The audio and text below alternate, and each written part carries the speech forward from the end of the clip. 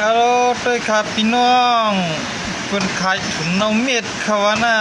ชื่อถุนน้ำเม็ดมากเขาวะน่ะฮัลโหลเว้ยฮัลโหลพวกเกี่ยวมันฉลาดจังไหนคะเนาะถุนน้ำเม็ดไหนเขาเห็นก็ตุ่งหมดเขาอะ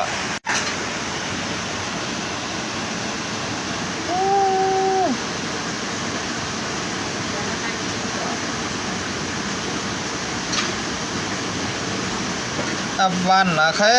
ถุนน้ำเม็ดเขาวะน่ะชื่อติกัดมากเขาวะน่ะ